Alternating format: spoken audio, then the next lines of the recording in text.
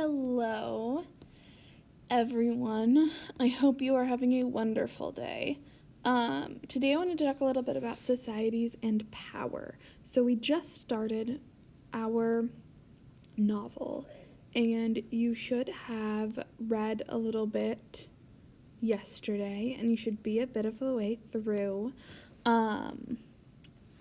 And so I want us to start thinking about power. So we started out thinking just about the society, and now I want to think a little bit more about power specifically within the society in our novels. So why we want to consider power in a text is because it will help us do a couple different things. First of all, it'll help us understand the society that we're reading about. It'll help us know, why it's structured the way it is, why things happen the way they do, because we'll know, who has power and how they're using that. The next thing it'll help us do is understand characters and their choices a little bit more. If we think about what power people have, we can think about what characters are able to do or feel that they are able to do. If a character feels like they have no power, they may be less likely to do certain things. So we can understand that better when we think about power a little bit. And then we can also analyze the text for themes and ideas about the world a little bit better when we think about power. Power is a big idea that shows up in a lot of stories, especially dystopian stories.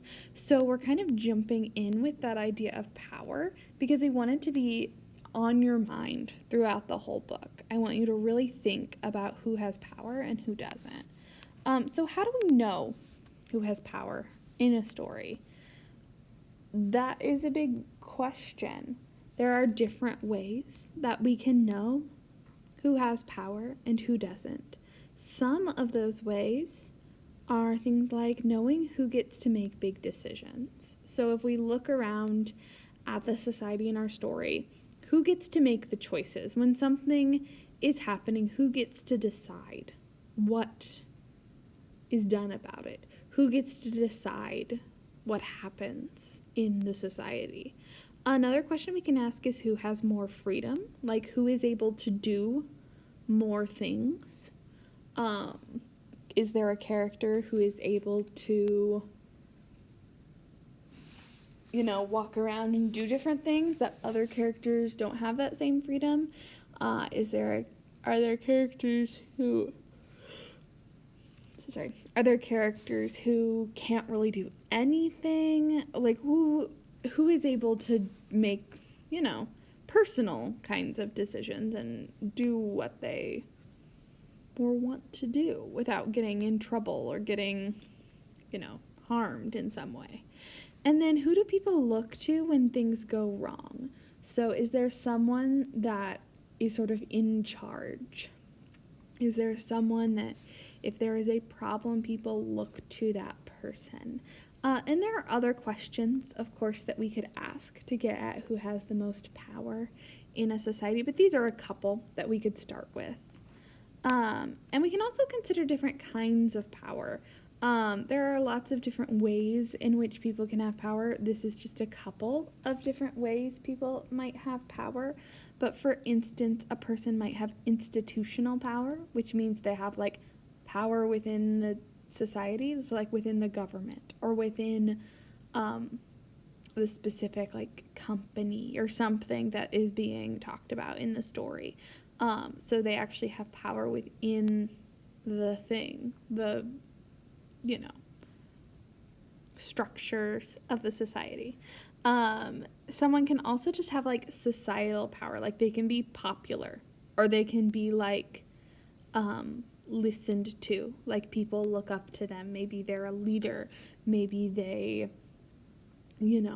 are really good at something, and so they have a power amongst people even if they don't have any power within the government.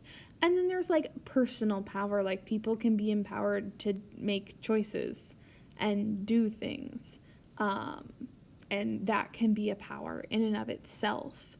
So we can think about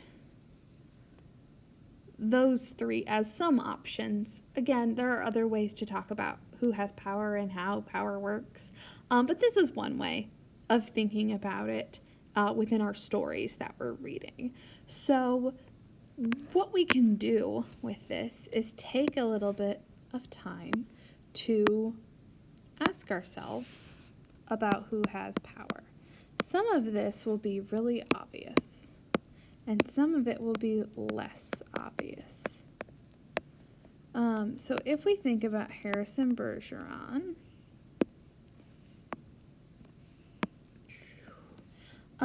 we can think about our different characters. We had Hazel, we had George, we had Harrison, and we have Diana, Moon, Glampers. Obviously we could describe every character, like we could talk about every individual, but we're going to stick with named characters for now. So if we think about the power that these characters have,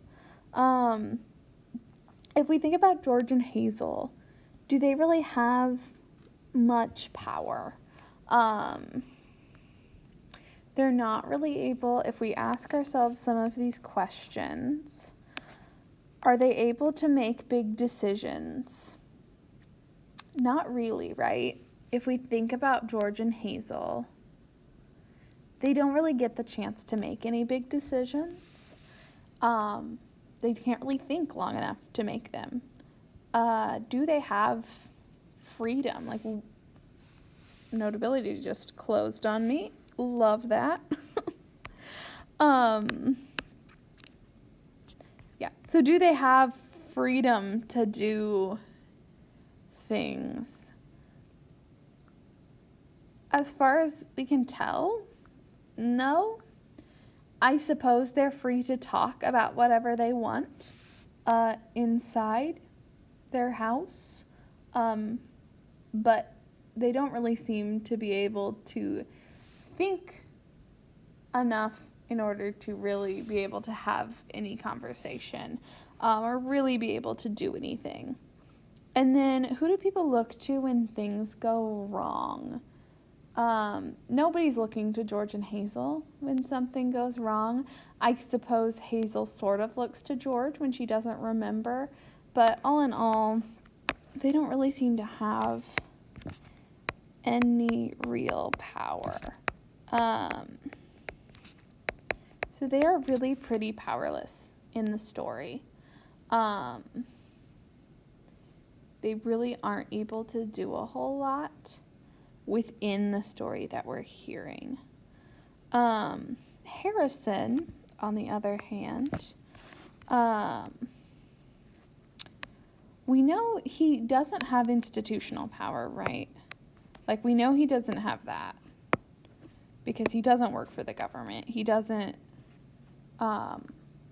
he's trying to overthrow the government. But he does have, like, physical power. So he's, like, physically powerful.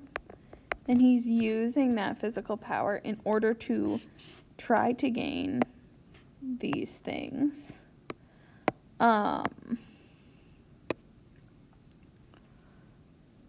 Is he successful? No. So we know someone has more power than him in some way because he does not end up succeeding. So then Diana Moon Glampers has institutional power, right? In the story. If I could spell, that would be helpful.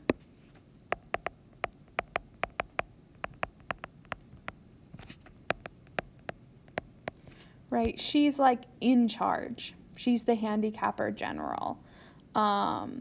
She is able to do things within, like, she is the one in control of these things. She has the support of the HG men. So she has that physical power. And then, I mean, she has a gun. So she has weaponry at her disposal. So if we think about these, like, she gets to make big decisions, right? Like, she gets to decide how Harrison is dealt with. She gets to decide what sounds go off in people's ears. She gets to decide all of these things. So she gets to make these big decisions. We don't really see how much freedom she has, although it is not mentioned that she has any sort of devices like George and Hazel and Harrison do. So we're not sure exactly how much freedom she has in terms of the rest of the society, but it appears that she must have some, because she can clearly make all of these decisions, and she can clearly, shoot a gun with very strong aim and things like that. So it does seem like she probably has more freedoms. And then who do people look to when things go wrong? We hear about in this society how, George and Hazel are just like, oh yeah, we gotta have the handicapper general, and it's great, and if I were this person, I would do this, and she's very much the figurehead, or she's very much the one in charge, that they're kind of like, okay, she fixed it, whatever. And again, they're not really able to think it through that much, but yeah, so it's pretty obvious that in this story, well, Hazel, George, and Harrison could have power if they could get out some different things. Like if George was able to think, then he would have some more power. But because he can't, he's really kind of lacking there. And Diana Moon Glampers really has all the power in this story. And Harrison tries. Guess he's also mentally powerful, because we hear he's very smart. So we'll put that there. So he is powerful, but he's not as powerful as this, right? So yeah. So take a moment and think about the book so far. Characters who seems to have some power in different situations. People can also have different power in different situations, so you might consider that when you are thinking about this. This is just one way of kind of looking at a text, and just one of the ways we want to have in mind as we are reading dystopian stories. We want to think a little bit about power and where it's showing up. All right, have a fabulous day. I will see you later.